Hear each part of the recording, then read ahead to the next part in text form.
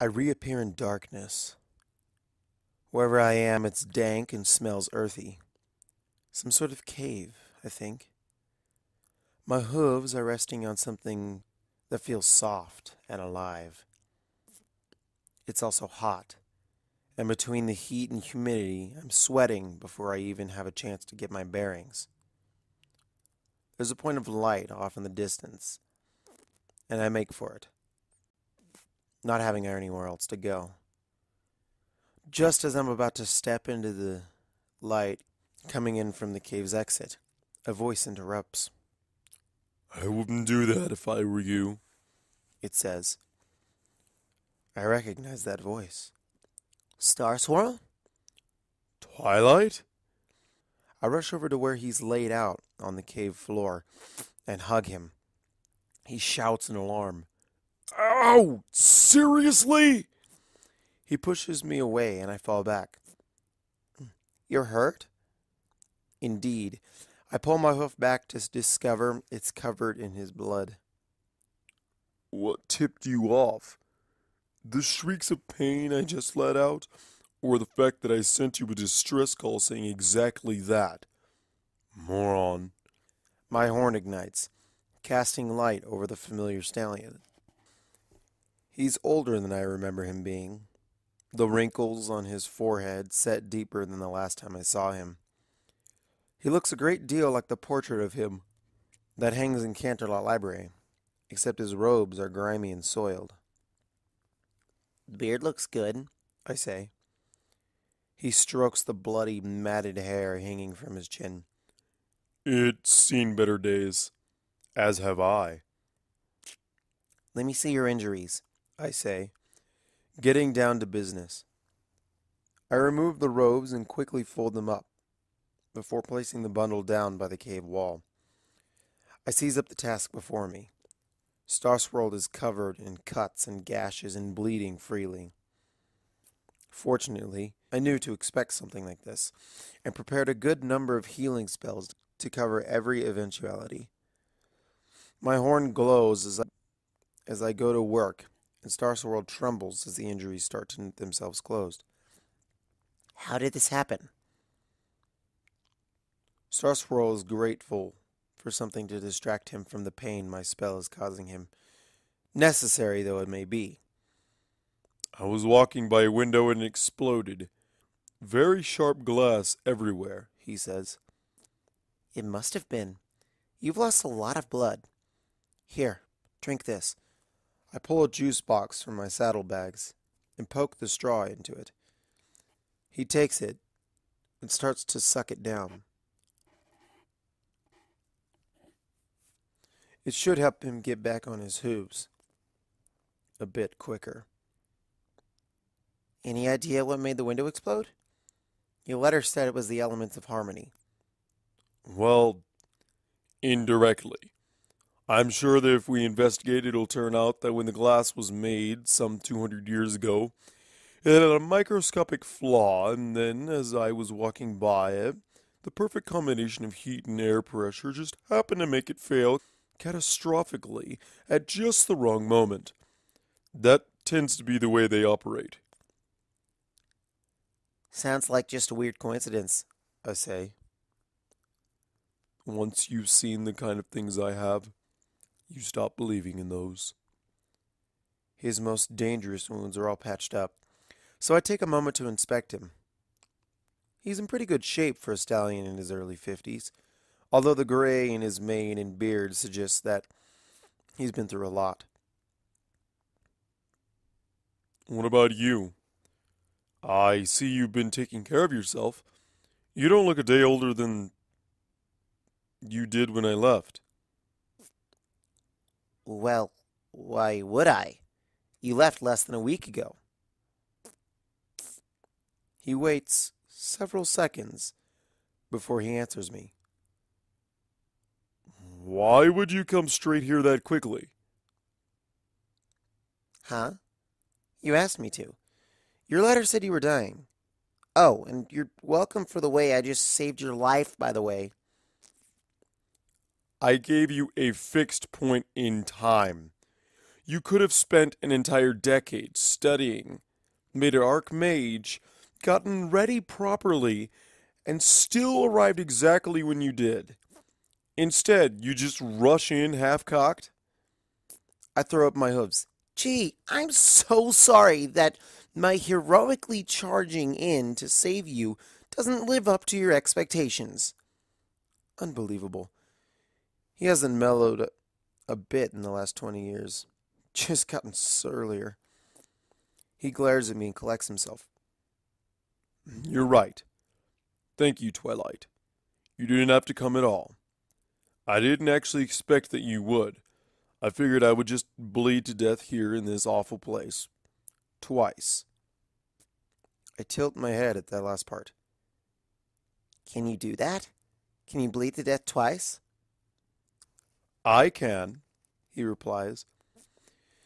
He shifts up onto his knees gradually and holds up the amulet that's dangling from his neck. It's dominated by a large ruby placed into a rectangular setting of gold and covered by carvings of tiny runes. I made it myself, he says with pride. It's the only reason I've lasted as long as I have. My own personal rewind takes me back about 5 minutes whenever I die. So the regalia can't just collapse a building on me by surprise. I'll get a second chance. I've never seen anything like that, I say. I hold my hoof out to touch it, glancing up at Star Swirl's face for permission. When he nods, I pull the amulet a bit closer to get a better look. The gem is warm to the touch. So, basically, as long as you're wearing this, you can't die? It doesn't go quite that far, He explains. Takes about an hour or so to recharge between uses. So, I only get one do-over per attempt on my life. And with something like that blood loss you just helped me with, it only means I'll get to live through the last part of it twice. Still, it's kept me one step ahead of the baddies for this long. Will you make one for me? Depends. Do you have any massive gems that you personally ripped from the crown of a necromancer who was leading a skeletal army against Equestria just lying around? Can't say that I do. Sorry, can't help you then. It's awfully annoying to hang around a pony who's actually accomplished so much more than I ever have. This must be how others feel around me. So, why would the regalia be trying to kill you anyway? I doubt even you could be that unpleasant. Because I figured them out, He says. You saw my notes.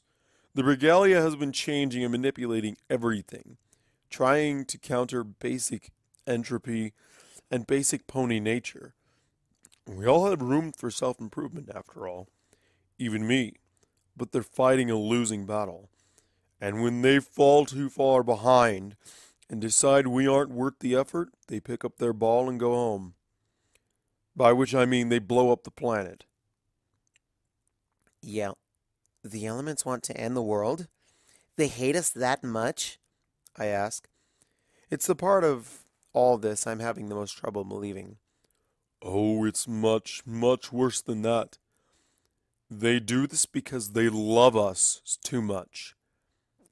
They want to make this the best of all possible worlds for us to live in, and they'll go through every possible permutation until they find the one they like. I don't like our timeline's odds of winning the grand prize, says Star Swirl. I don't think the elements are controlling the regalia directly, though.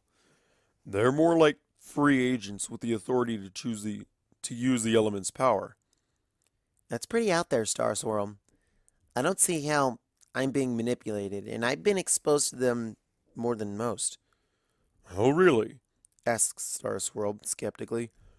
Never had anything weird happen around you? Never gotten little bursts of inspiration when you were near the regalia that helped you figure out a solution to your problem? Well, when you live in Ponyville, weird is relative. And you started living there right after you used the elements in Nightmare Moon, didn't you? What are you implying? Well, I think you're smart enough to know exactly what I'm implying. He stands up and stretches, evaluating the effects of my healing magic, which is apparently satisfactory. They're very good at manipulation. We're talking about a set of artifacts that literally manipulated themselves into existence. How'd they do that? Beats me. But I'm sure they did. Think about it. The other 5 elements are based off of the element of magic. Where did Luna get it? You brought it back with you from my time. Correct. And where did I get it? I sigh. It seems that he's really going to go through this step by step. We brought it back with us from the other timeline. The really bad one. Come on, Star Swirl. This all happened within the last month for me. Almost there. Ever wonder why that timeline exists in the first place? My time loop spell, obviously. But why did I write it with such an obvious flaw? I knew before I even wrote it that it wouldn't work right. But I wrote it that way anyways, because that's how I knew it had to happen. Had already happened, thanks to my coming to visit you and fix the problems it caused. What if there was a bigger point? My thoughts race through the implications of what he's saying. Wait, so everything that happened to me in the time loop was to make you their delivery girl and put the crown in the right place at the right time. He finishes for me. You played your part perfectly. No. The elements of harmony wouldn't do that to me.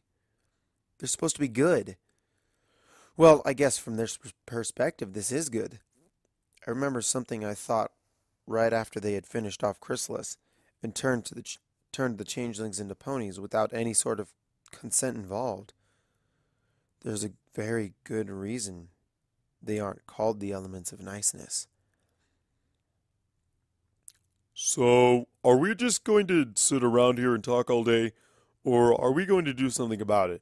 He asks me. Where is here, anyway? I ask, delaying the need to make my choice. Remember how I told you there were other timelines? Ones where some pony tried to use the regalia, but it failed instead of succeeding? This is one of them. From the very first time the regalia was employed in my lifetime, the seal on the great wolf veneer came undone and it started to menace the countryside. Celestia went out to fight it. When she lost, it ate her. It ate her? Yep, swallowed her whole. Luna and Celestia don't need the regalia to use the elements when they work together, but they do if just one of them tries to use them alone. Luna and I took the regalia and went to help her. She's never told me any of this, I say. I doubt she's a big fan of this particular story, for obvious reasons. I think about what I know of the princess. You know, she always has liked cats more than dogs. There you go. Now you know why, says Star Swirl. With the regalia's help, we beat Veneer. But what if we hadn't? Well, it turns out that if Luna had lost, the Unicorn Council wouldn't have been up to keeping the sun and moon going. They must be out of practice after so long. All of which is a long way of saying, don't step into the sunlight. Huh? Instead of answering, Star Swirl pulls a chunk of moss from the wall of the cave with his magic. It hovers in front of my face for a moment, and I get a good look at it before he tosses it into the sunlight, streaming in through the mouth of the cave. The moss bursts into flame. I can only watch as it burns away in an instant before I turn back to Star Swirl. It's a bit warmer out there these days. I look out at Equestria, acutely aware now of how I've been sweating since I got here. The landscape is a dead, baking wasteland, rippling in the heat rising up from the ground. Star Swirl joins me in looking out over the devastation. The cave is enchanted, so it's safe for the time being, He explains. In a few days, though, the regalia will do exactly what it always does. It will reject this world. I'll either find somewhere else that's safe for me, or I'll die. He falls silent for a long moment. So now you know what I'm up against. I wouldn't blame you if you went back to your own time and forgot about all this. You've already helped me a great deal, and if you do stay, you aren't going to like where I'm going next. Where's that? To meet the only pony who I've ever known to have any luck fighting the regalia. I'm going to see you. What? But I'm right here. I never fought against the regalia unless you count. My mind catches up. Oh, no. No way. Absolutely not. She's completely insane. And she'll kill us for what we did to her the last time we were there. I told you you wouldn't like it. I sit down to think about my choices. Almost certain death at the hooves of an enraged changeling queen who used to be me, or a happy, comfortable life in Ponyville with a pony I love. The best friends I've ever known, and just the tiniest shred of suspicion that it might all be a lie. I'm in. Star Swirl looks surprised that I found it so easy to choose. I'll prepare an escape spell and keep it ready. First sign of trouble, and we'll warp right back here. I nod to him. His horn glimmers in the dim light of the cave, and a moment later, we've gone and left the dead, burnt-out shell of Equestria to its fate.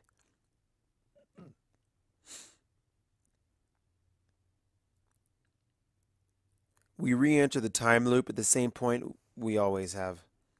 The library of Canterlot Palace. It's situated in one of the upper wings of the castle that hangs out over the city in what is, bar none, the most impressive architectural achievement in Equestria. Or rather, we enter the point in space where it used to be. There's no castle there, and no floor under our hooves, just empty sky. The two of us instantly begin to plummet towards the ground far below. Gravity is such a bitch. I look down. There's a lot of down to look at. Below us, though, not far long at this rate, is the smoldering wreckage of what used to be the castle, spreading out through the equally wrecked city of Canterlot. Cast the escape spell! I shout to Star Swirl, desperate to be heard over the rushing air. I can't even hear my own voice through it. Hopefully he'll figure it out on his own. Cast it, cast it, cast it! There's a blur at the corner of my vision, and I land on something soft and yielding. A moment later, Star Swirl lands on top of me. Pinned down as I am, I can only make out bits and pieces of the scene around me. We're gliding rather than falling now, carried on the back of the big purple Pegasus that just saved us. She lands on a nearby hillside, and I fumble my way off her back. I'd never been so happy to be back on solid ground. I turn to thank our Savior. My jaw drops. That big purple Pegasus? She has a unicorn horn, too. In fact, she's mean. Hello, Twilight, says Princess Sparkle. Long time no see. I just kind of sit there in stunned silence for a bit.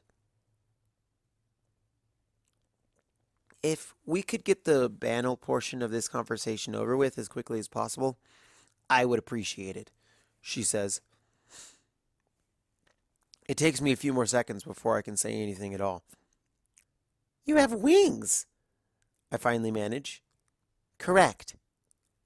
You're an alicorn, says Star Swirl. Equally correct. Is it really any more surprising than a changeling queen? Yes! I say. She smiles a little, and I realize there's a distinct lack of her trying to kill us. I'm not going to hurt you, Twilight. Relax. How did you know I was... Not the first time I've had this conversation, she replies. You two pop up right about now in every loop, or at least the ones that last long enough. Oddly enough, you've never returned at the time you came in during, from your perspective, your last visit. Probably has something to do with the spell you two cast when you left. She glares at us at her mention of the spell.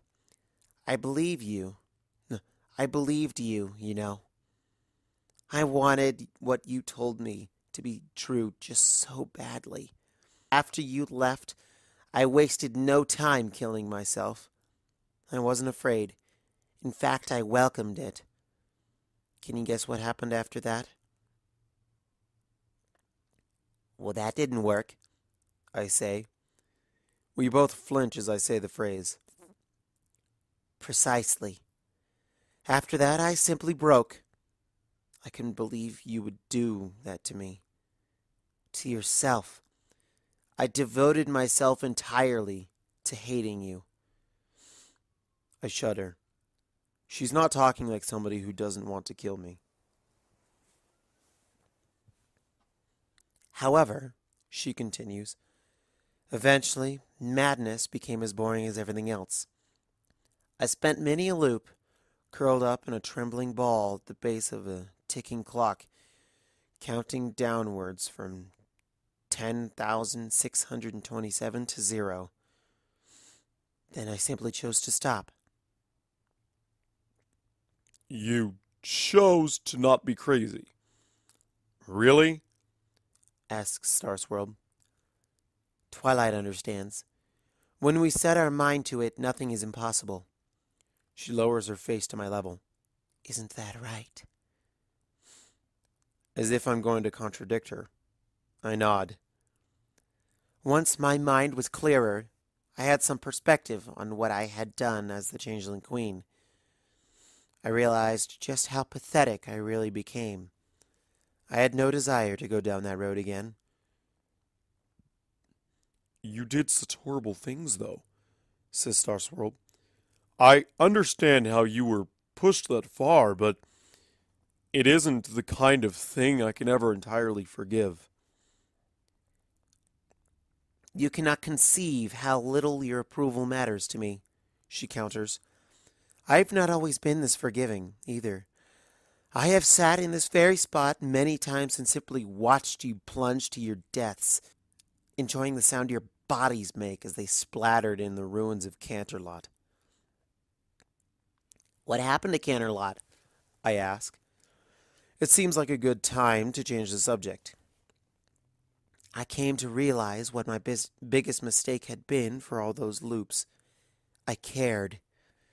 I was so eager to sacrifice myself to save other ponies when it should have been the other way around. So I took the elements, carried them off, leaving Canterlot to its fate. I stare at her. Even as a changeling queen, my double had felt some loyalty to the city, twisted and warped as it had been. You just abandoned every pony? Temporarily. I needed more time with the elements. Taking them away from the source of the destruction gave me more time to study and work with them. I could usually tease out a few weeks before they exploded, rather than just hours. I came to realize that once the other 5 bearers died, their elements would be unaligned. I found a way to volunteer myself, and as you can see, they accepted, she says, fluffing her wings for emphasis. You wouldn't believe how many times I got myself killed figuring out how to use these things. But our friends, they have to die for you to become immortal? Not immortal. The oldest I've been able to reach is about 150. But they're long and happy years. I've spent lifetimes adventuring, studying, making new friends, raising families, anything I want to do. It really isn't that bad. And then when you die, whether it's by being crushed by some trap in an ancient temple, or in bed surrounded by my foals and grandfoals, I just start over again. You acted like you were pretty happy about your life the last time we met, too, says Star Swirl. We all remember how that turned out. I'm not claiming to be happy, only content. I'm certainly not doing anything like what I was doing to poor Luna in that loop, she says. She begins to walk away and waves with one of her wings for us to follow along. After all, that really wasn't very interesting. It was also wrong, I point out as we trot beside her. She comes to a full stop underneath a rocky overhang, covering the three of us in shadow. Oh, please. Right and wrong? You sound like Celestia. And just like her, you're too young to have figured out there's no such thing. There are things that amuse me and things that bore me. That's the only meaningful distinction. Keeping Luna locked up and her mind addled wasn't a stimulating use of her. Now getting her to revert into Nightmare Moon, that was fun. Why would she ever... I knew the right buttons to press. It was easy. Especially in loops where Celestia didn't survive. Once she falls again, though, wow, says Princess Sparkle. Matching wits against her in a decades-long chess match, set against the backdrop of a slowly dying world, absolutely exquisite.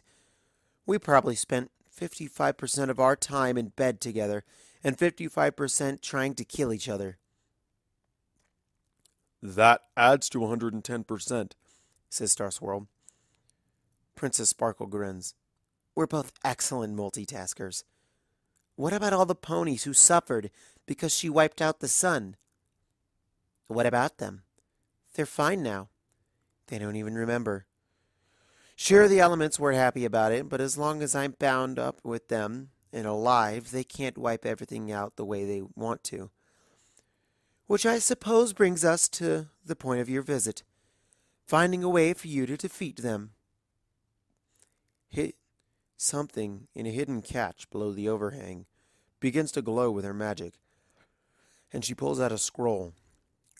She drops it into her hoof and offers it to us. There you go.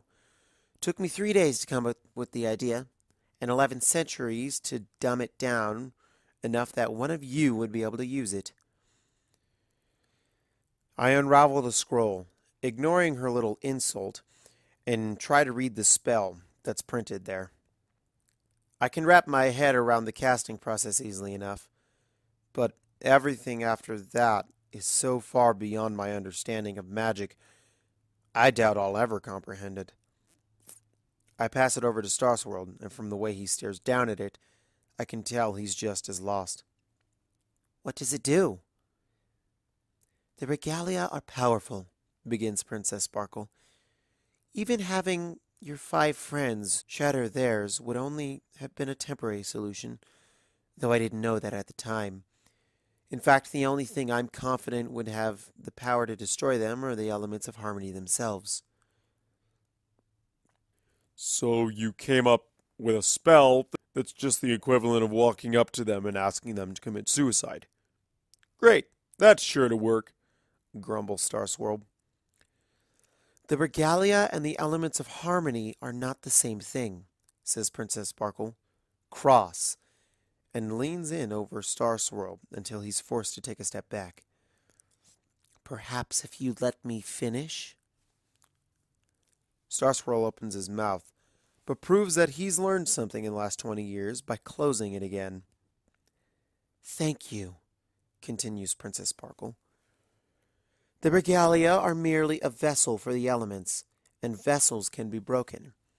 When you cast this, it will redirect the energies they channel back at them as long as they are in the presence when they are used by another. Don't worry about understanding how to control it. Everything will make sense once you cast the spell. Plus, there will be copious amounts of energy left to turn against your allies. My allies? Why would I want to turn the regalia against my friends? I ask. Not your friends, your allies, Princess Sparkle emphasizes.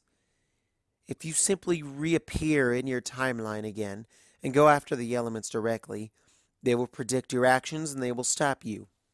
Fatally. No.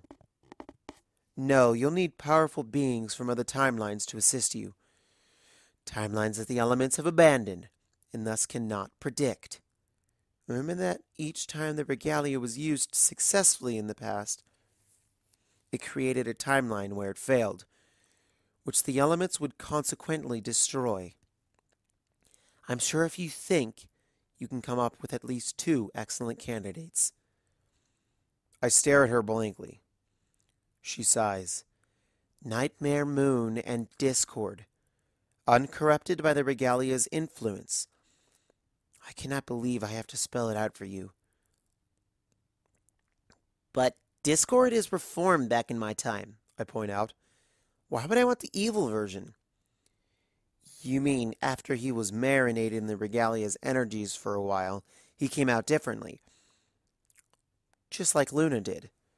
Of course they can't help you. In fact, they'll both attempt to fight you off, and believe it to be their idea the entire time. Once you've dispatched the regalia, the remaining energies provided by the elements should be more than enough to banish them from your world once again. Why would they help us if I'm just going to banish them afterwards? Princess Sparkle rubs the base of her horn with a hoof. The same thing I do when I'm getting a headache. Lie to them. You're good at that. I ponder that for a bit. Would the ends justify the means? These are some awful ponies we're talking about, and it would be in service of a greater good. Still, service of a greater good is what's making the regalia a threat in the first place. At any rate, what you decide to do with this is up to you, says Princess Sparkle. I can only provide the option to you. Why are you bothering to, anyway? I ask. Are you hoping we'll help you out of the loop in return? I will never escape this loop, Twilight. I've come to accept that. However, not all is lost. The disjunction that the time loop spell created, the one you stopped in your universe, it continues to consume this one. Though it may not be for billions of years, subjectively, eventually the damage will become bad enough that it reaches this era. And I will stop. Forever. To be honest, I look forward to it. However, that also means every time loop I create is actually condemned to destruction by either flame or freezing. Yours, however, may yet be saved. She smiles. I have no future. Not really. Perhaps you might. So, I cast a light in the darkness and send you back with slight variations of the spell every single loop in the hopes that it might somehow still make a difference. To think that I was terrified to come here. This is more than I could have ever expected from her. I can't help it.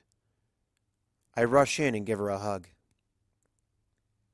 Can I ask you a question? A personal one. Of course you may. Well, I'm dating this mare. Azalea, she confirms. I gape at her. Again, not the first time I've had this conversation. Oh, right. I was just wondering, does it work out for us? She looks down at me for some time. I don't know. I haven't ever met her. That's confusing. All these loops and she's never bothered to go meet her?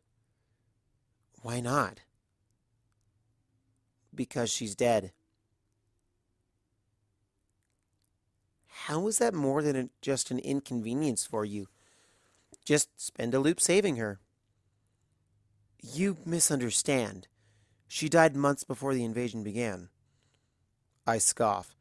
Okay, we're obviously talking about different azaleas.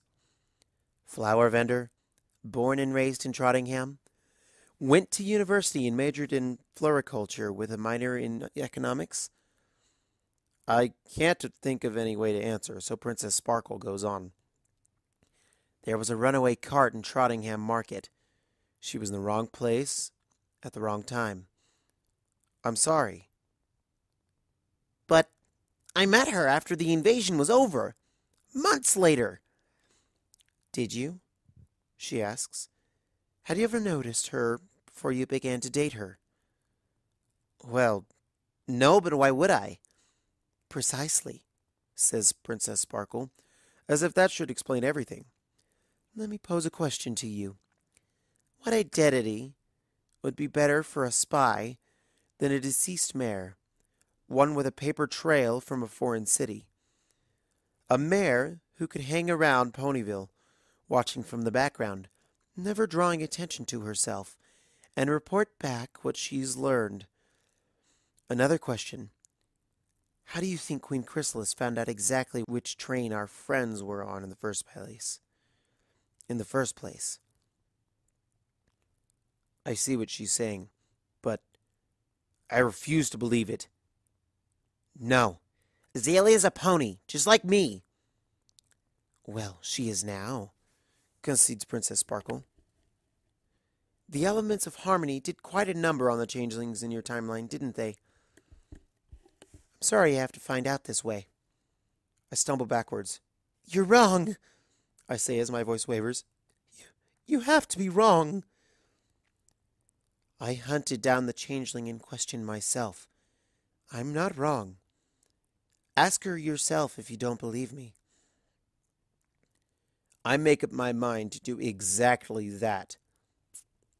Star Swirl, I say as I turn to my companion, I need to go home to my timeline for a bit. That's a horrible idea. The second we pop up, the elements will begin arranging things to kill both of us, he says. I don't care. I'm going. You can come with me, or you can stay here and rot. It's his turn to sigh. Fine. Princess Sparkle, I... She holds up a hoof to cut me off. No words are necessary, Twilight. Return to your time. Cast the spell. It's all the satisfaction I need.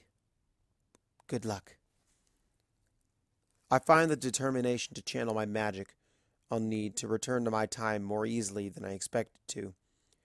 Rage is a pretty useful motivator that way. Right before Star Swirl and I vanish, I catch the last snippet of what Princess Sparkle says. Thank you.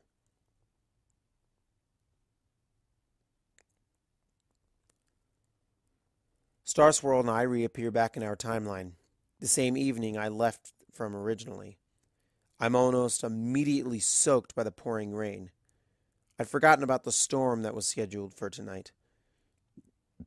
Remember that we can't stay long, says Star Swirl, raising his voice to be heard over the weather. The elements will figure out that I'm back, and we're working together.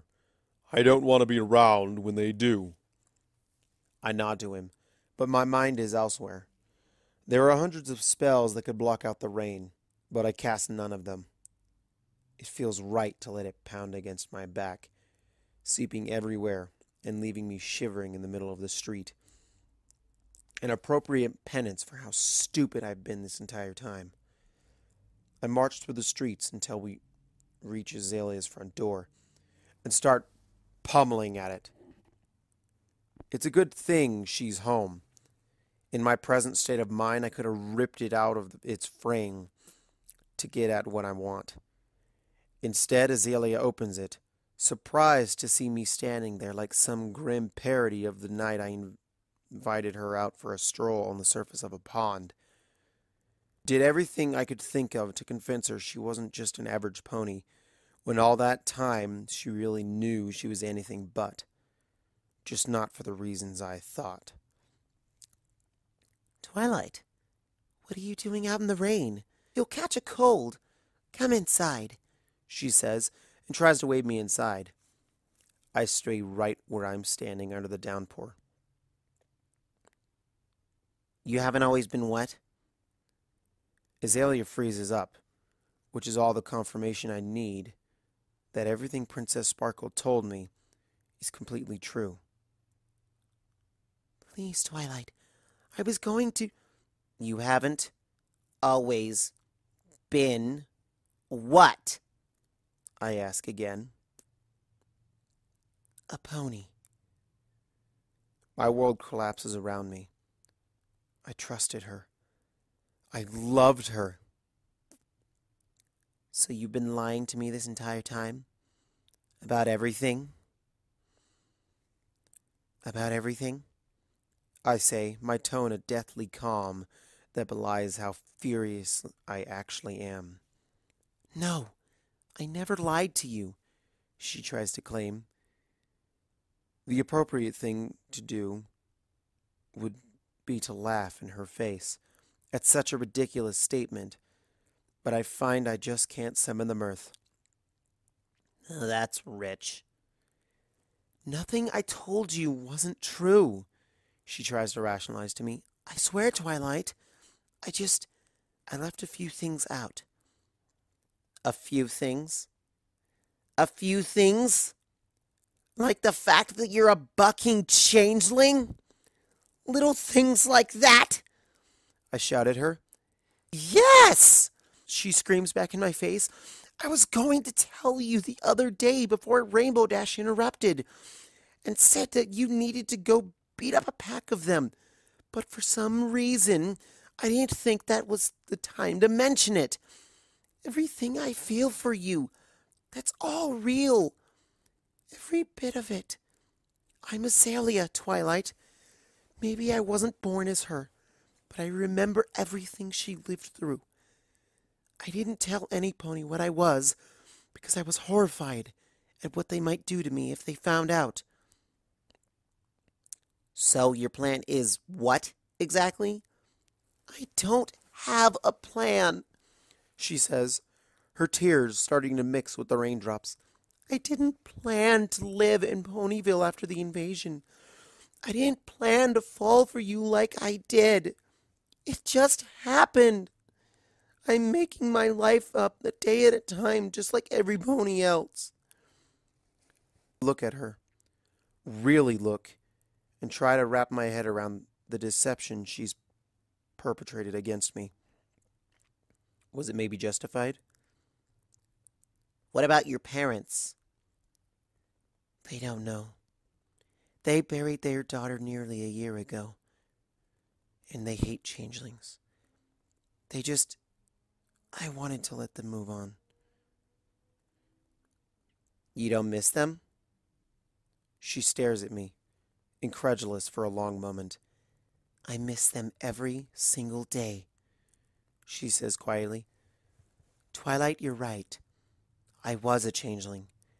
Queen Chrysalis sent me to Ponyville to monitor you and your friends. I watched you from the background, learned about you and what you liked. It wasn't personal, it was just the mission. So you were stalking me? More or less, Azalea confirms. Then after the invasion, the elements changed me into me. I had this whole new perspective on all my memories of you. A new understanding of what you were like. That's how my crush on you started. That's really messed up, Azalea. You think I don't know that? It's why I never approached you myself, she says. I thought if I stayed away from you, it would go away. Then Applejack asked if I wanted to go on a blind date. And you know the rest. I was just this dull, uninteresting little Pegasus. Nothing special. That's why I picked this identity in the first place. I'd be so plain and boring no pony would ever look at me twice, especially not you. And then you did. Azalea falls on her knees in the doorway, and I come in from the rain. I reach for her, despite myself, but my hoof stops inches from her side. Somebody told me once that every changeling had orders to kill me. Azalea curls up a little tighter and buries her face under her hooves. Did you? It never came up. I didn't ever get the opportunity to do that without blowing my cover. And if you had? She doesn't answer. That tells me all I need to know, but I want to hear it from her. Azalea. Yes, okay. I would have killed you. Are you happy now? Not in the least. What was all that at the hospital then? Why did you pretend to be so shocked by what I went through? Pretend? I wasn't pretending at all. I know exactly what changeling queens are capable of, and the fact that you chose to become that. She shudders. The idea of it still creeps me out. You should have known what the changeling venom would do to me, though. You shouldn't have asked me what you did, I insist. I realize that this isn't exactly of the same magnitude as my original accusation, but I won't be satisfied if I can't pin at least something on her. I didn't know that you'd been injected with changeling venom. The nurses didn't tell you before they let you in my room? Azalea lets out a bitter chuckle. No pony let me into your room. I snuck in. I told you I can be sneaky when I want to. I've had a lifetime of practice after all. And I decided that I wanted to see you despite the hospital's decision to keep you quarantined, she says. My mistake. Hardly the only one. I close my eyes and take several deep breaths. A hoof touches my back and I see Star Swirl standing there, looking at me with expectant pity. He doesn't say anything, though. I lie down next to Azalea and stroke her back and wings. She uncovers her face to look over at me. You aren't mad? She asks. Oh, don't misunderstand. I'm livid. You did lie to me, Azalea. Even if it was just through a mission. But I'm willing to talk it out with you before I decide whether I'm going to forgive you, I say. Why? She asks, genuinely confused. You can't tell me that you ever would have started going out with me if I'd been upfront about this from the start. No, probably not, I agree. And that would have been the biggest mistake I ever made. Wait, has Kiki known about this changeling thing the entire time? Of course. I was dating Cloudkicker, so it made sense for her to take a form that could be seen with me without raising suspicion. She respected my decision not to tell other ponies what I used to be, though. I wish I had a pony like Cloudy to stick up for me like she does. Maybe you still can. Listen to me, Azalea. If we stay together, and that's very much an if at this point, no more lies. You have to come clean to the town and my friends. But what if they hate me for what I was? Then they'll answer to me. The longer you wait, the harder it's going to be, and I am interrupted when Star Swirl's amulet flashes. He looks down at it, then back up again and sighs. I'm going to be hit by lightning and killed in 5 minutes. We need to leave. What? Inside, the odds are infinitesimal. Yes, he says, cutting Azalea off. Dealing with an enemy that manipulates fate and probability is annoying that way. I'm sorry. It sounds like that must have hurt. Well, the alternative was continuing to stand here and listen to you two talk about your relationship. So comparatively, it wasn't so bad, he says. I roll my eyes and turn to Azalea. I have to go. But I swear to you that I will come back and we will finish this. Would you do me a favor? Ask the girls to come meet me in Canterlot this weekend at the palace. Something big is going to happen and I need their help. Of course, Twilight. We'll be there. No. They will be there. I don't want to drag you into this any more than I already have, I say. She frowns at that, but doesn't object. Before I go, I pull her face up to mine and kiss her. I break it when I hear Star Swirl tapping his hoof impatiently behind me. All right, back to base. Star Swirl doesn't waste a second. His horn glows, and in an instant, we've disappeared from where we were standing inside the threshold of Azalea's home.